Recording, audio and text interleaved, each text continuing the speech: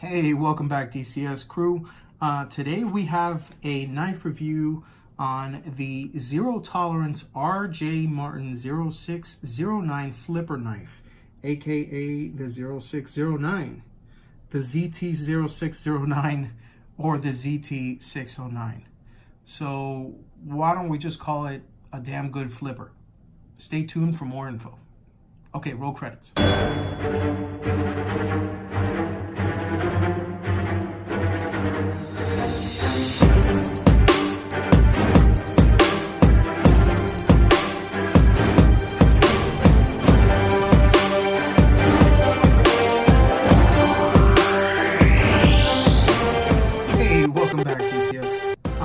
So yeah, here is the knife. This is the ZT0609 RJ Martin flipper. Now, I gotta tell you, from first impressions, I was kind of not sold. It looked like it was a little bit too bougie to, kindly say, to be completely honest, to be considered one of those proudly overbuilt in the USA folders that ZT has been known for. But after EDCing this guy for a little bit and, getting used to the action, kind of finding its way into my pocket, it has had a really tough time finding its way out.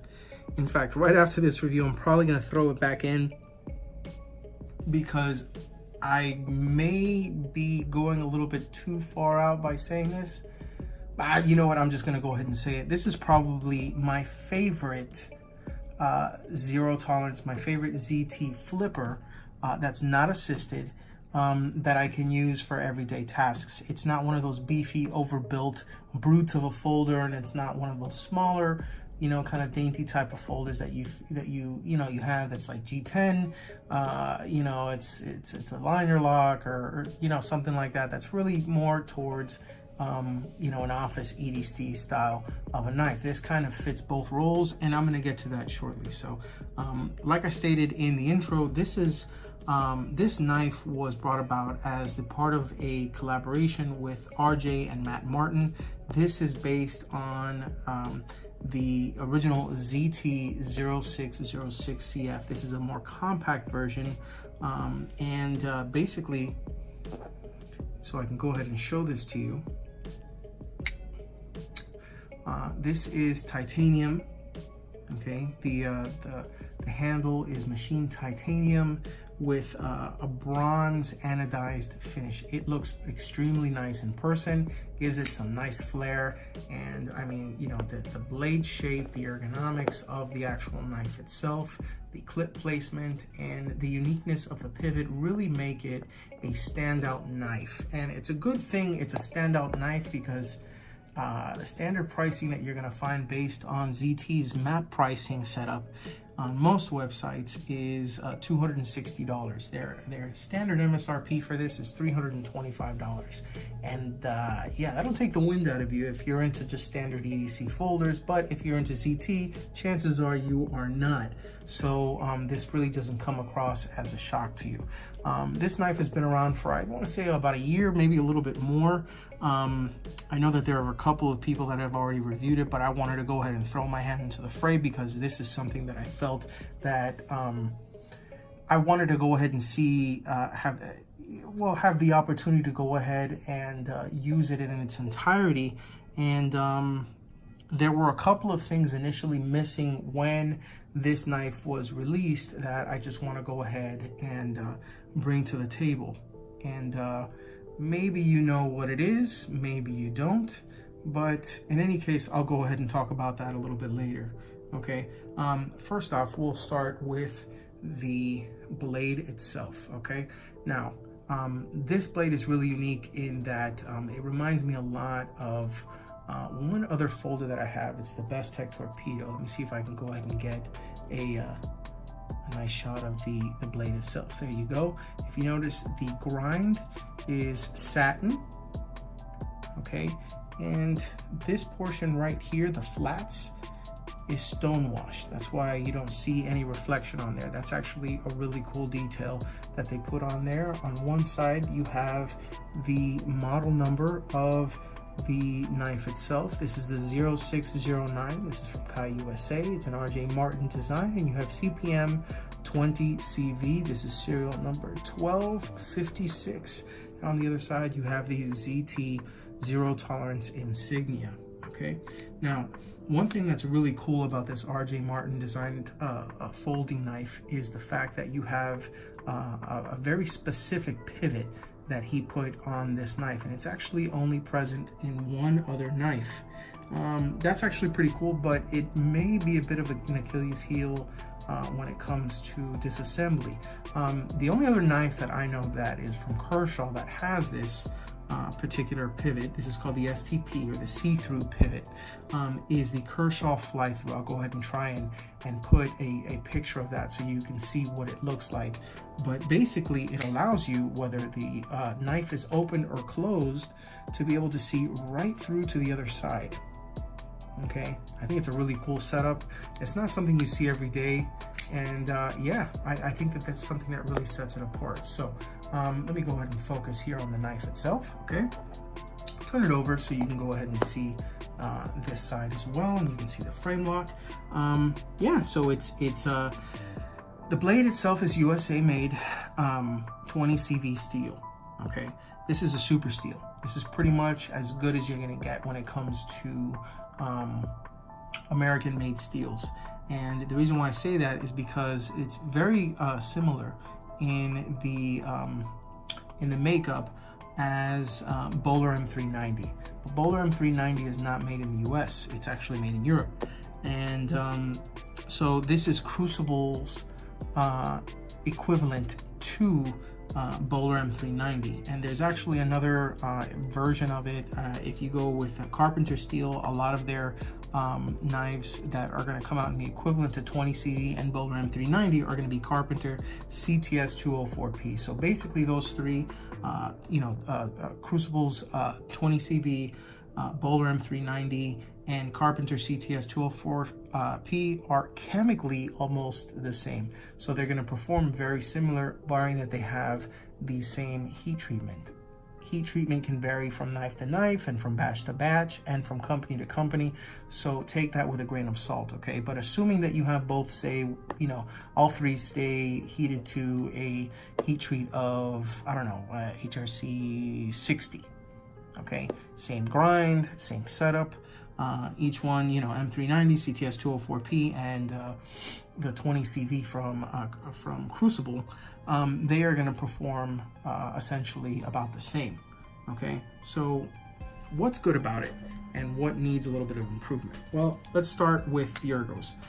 The ergos are fantastic. I mean, I have, medium-sized hands. I think that the jimping is very tastefully done. There's a little bit of jimping up here without being too, obtrusive. Go ahead and show that off here. Okay, it's not. There we go. Okay, so there's the jimping here, or some jimping here as well. Okay, and some at the rear here. So it catches your pinky, it catches your thumb, and it gives you a nice purchase on here without being too overbearing. There's also some jimping on the flipper tab as well that allows it to go ahead and flick out and come out with authority. This is an extremely well-made knife that is meant to be flicked out, and I mean, I have not had an issue with it not coming out every time I've tried to flick it out. This is, I mean, the action on this is probably one of the best non-assisted ZT folders I have had to date. Okay, so another thing that I really like is, and I mentioned this before, is the machine and textured titanium. Okay, I like the bronze anodization that they've used, and I think that this is probably one of my favorite titanium folders it is my favorite titanium folder that ZT makes, and probably one of my favorite titanium folders, period, with the exception of this guy right here, which is the Kaiser Basalt. I will show this off again in a second, but yeah, great folder. But yeah, that's a Chinese company. This is this is USA made, okay? So yeah, I really like this. It's not too thick. It's, you know, very nice. It fits really well in the hand. And the weight on it is also really good. The action is fantastic. The ergonomics are great. And I think that just overall, it's a really good size and a good weight for EDC, okay? So what I'm gonna do is I'm gonna go ahead and bring a couple of other standard EDC items that you may know, just to kind of give you a size comparison, okay? Let me go ahead and turn it over this way so I can get a better setup here for you, okay? Just put that right there in the middle, and hopefully it is nice and centered, okay? And so let's start off with one that you don't see very often, and this is one that actually came out recently and was sold out within about 3 minutes from DLT Trading. That is the Spyderco Paramilitary 2 in 20 CV steel, crucible powder metallurgy 20 CV, just like the ZT0609. I'm going to line up the blades here so you can go ahead and see the cutting edge. Okay, there's that guy. And here's another guy from Spyderco. This is the Spyderco, whoa, pair 3. Spidey flick was weak on that one. Let's try that again. There we go. All right, and go ahead and line that one up here so you can see it as well. Okay, go ahead and take that away. This is a distant cousin of his. This is the Kershaw Link. This is the House of Blades edition in S35VN steel. Great EDC knife. Probably one of Kershaw's best knives that they create right now in S35VN steel. Go ahead and pick that up if still available at House of Blades. Go ahead and take this one away right here. This is the pair 2. Great knife. I'm going to go ahead and review this one soon, but I wanted to go ahead and show that off right now. Another distant relative of the ZT0609. This is the Kershaw Blur in BDZ1 steel. And the Kershaw Dividend in 420 high carbon steel. Okay, and put that there. So as you can see, I mean, you know, it's a pretty mid-sized folder. It's nothing too large. The blade length in itself is 3.4 inches. The overall length of the knife is just under 7.5 inches. It's 7.4 inches. You get I want to say of the total amount that's here, the 3.4 inches, I think it's 3.375, I think is what Blade HQ said, that the cutting edges, you have this small choil that's here, which is great when it comes to sharpening. That's basically the end of the edge from the edge to tip. So it gives you a nice amount of, you know, cutting edge considering the size of this knife. You have a 4-inch handle, and typically when you see a 4-inch handle, you'll see like a 3-inch blade. This is, like I said, it's a 3.4-inch blade. That's a good and a bad thing. It's a good thing for me because I don't live in a state that is governed by draconian knife laws. I don't have to worry about a 3-inch or less blade, so this ends up being a really good setup for me. But unfortunately, that limits the customer base to people who like to live free.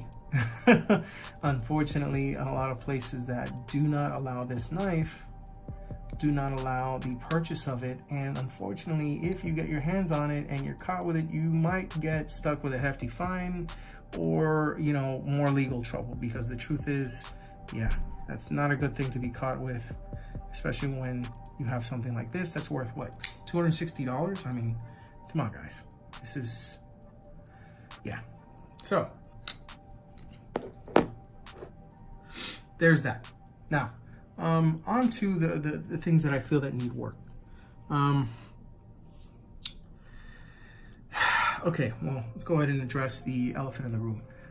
First and foremost, this guy, the pivot. Look at this pivot. Now, it's really cool to look at. It's extremely aesthetic, and when the knife came to me, it came to me nice and centered. The action was good. There was no side-to-side play. I didn't have any issues whatsoever with the knife. Now, that's assuming you get a knife that's built like this. ZT has had times where their quality control has been Not as bad as Benchmade, I'll give it that. And that could probably be their slogan, you know, it's like, hey, at least we're not Benchmade. But, you know, the centering could be off, or, you know, you may want to go ahead and disassemble it to go ahead and clean it because you actually use a folder the way that it's intended, you know. I mean, I think it was Sal Glesser that said, you know, if you purchase a knife and you keep it in the box, or if you keep it in the safe, it loses, you know, almost all of its worth, because it's made to cut things. So if you are, like many people, you know, someone who buys this knife, EDCs it and use it, you want to go ahead and clean it out every now and again, and maybe you want to just go ahead and do a detailed strip from, you know, from top to bottom, remove the blade, remove the bearings, remove everything, and go ahead and clean this. The only problem is, if you don't have a specialized tool to be able to take this apart, there is no setup, whether it's Torx or Hex or anything like that on this planet, that's going to go ahead and take this off. And the problem with that was one of the biggest issues when this particular knife came out. There was a lot of people who got it and they reviewed it. They said it was a fantastic folder. Unfortunately, it was missing the tool that came out, I want to say weeks, maybe months after this particular knife was released, to go ahead and take it apart. And it's this guy right here. Okay, let me go ahead and see if I can focus on that a little bit here for you. Damn it. There we go. Okay. So this is it, okay? It's a magnetic tool. It has magnets in the middle, and it has these special bits that attach on each side. So you go ahead and you put it on. You stick it to the other side. Oh. Basically, you stick it to both sides. Come on, there we go.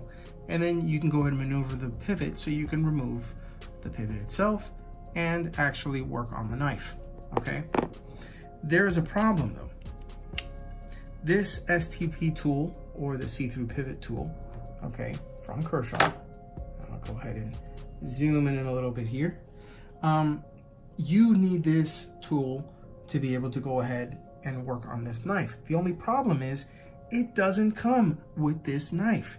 You have to purchase this freaking tool separately. So aside from paying whatever you're going to be paying from this, and this could vary anywhere from $220 to $260 as of right now, you know, the date of this video, then you got to go ahead and shell out more money on the see-through pivot. Luckily, I was able to go ahead and pick this one up for $15 on Amazon. But this is something that needs to be readily available for this particular knife. And it wasn't even out when this particular knife was released. In fact, even now, I want to say a year and a half later, there are only 2 knives that you need this for. And that's assuming you own both knives. It is this particular knife and the Kershaw fly-through. Now I'm going to give you a moment to go ahead and see if you're going to remember what that knife looks like. I'm going to go ahead and put a picture here on this side.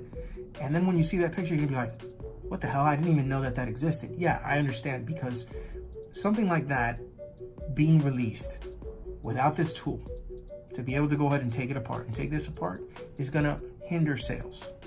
Okay. And the problem with that is that why are you going to price a knife so high, you know, or you know, price a knife, you know, in above $250, let's say, and then require another tool that you have to spend another, what, $15, $20 to go ahead and take it apart separately after it's released? That's going to go ahead and, you know, frustrate a bunch of people. I don't know what was going on in the minds of ZT. Maybe there was a quality, you know, control issue with the tool, and they decided not to go ahead and send it. Maybe they felt they could make an extra buck by going ahead and adding this tool afterwards as kind of like a you know, marketing scheme. It's like, hey, here's an awesome gun. I'm going to go ahead and send it to you, and you're assuming that, you know, a gun comes with magazines, because most come with magazines if you order, you know, a pistol or firearm. And then after you open up the box and say, wow, it's a really nice pistol, where the hell are the magazines? We're coming out with magazines, but they're not out yet, and they're going to come out within a month or two. Well, then what the freaking point? What's the point in having this kind of pivot if there's no tool to be able to go ahead and work with it? Now, aside from that, you're going to notice that the pivot itself is actually a very nice polished steel. Okay, it doesn't have any marks on it. and for good reason. I haven't taken it apart yet with this tool. The problem with this tool is that these little this pivot tool has these like prongs that go into the hole, and if you get that wrong by any means and you put a little bit of pressure, that's going to go ahead and scratch the pivot. Totally not cool. It's going to mar up the pivot. It's going to make it look like crap.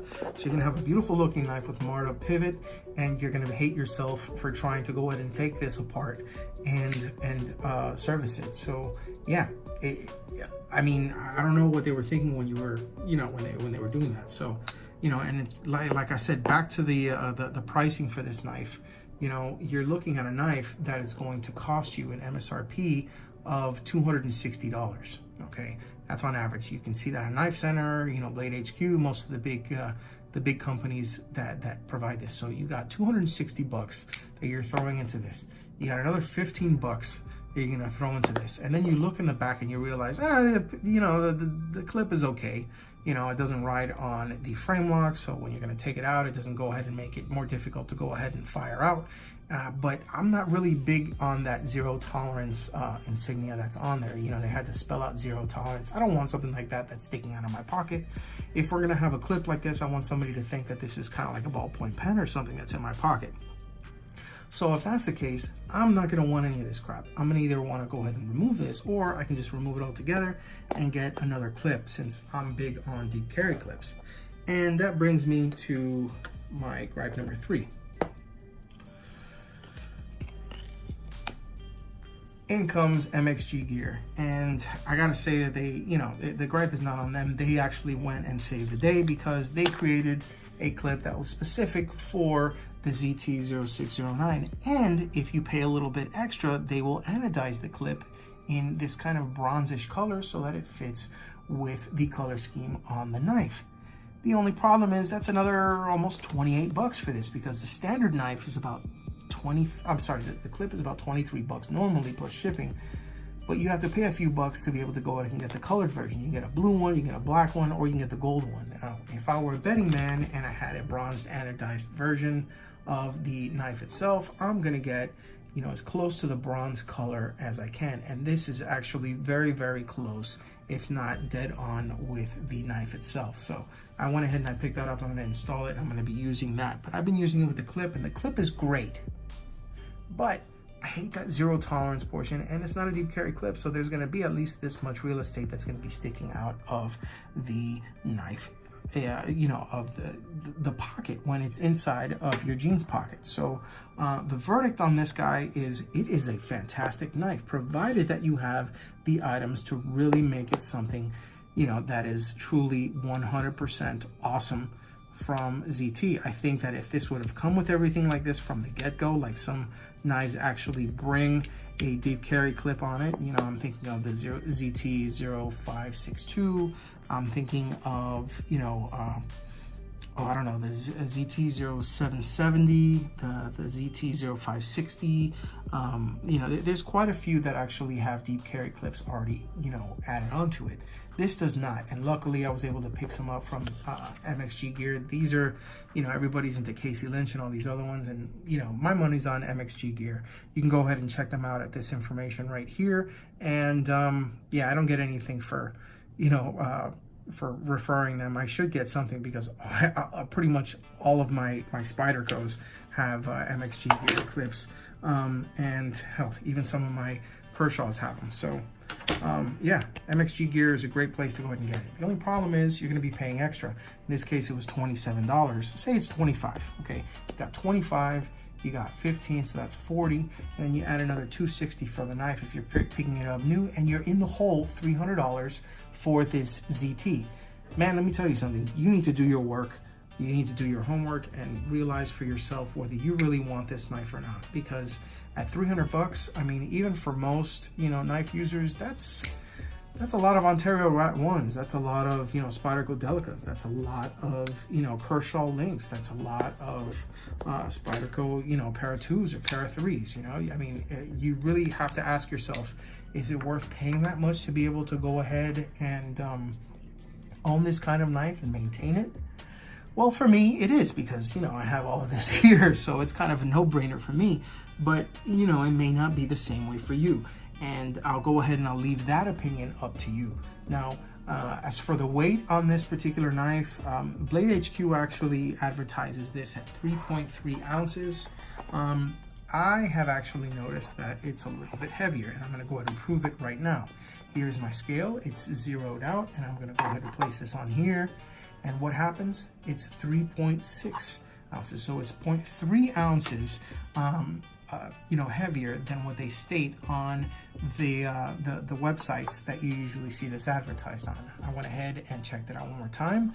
3.6. Let it zero out. One last time. 3.6.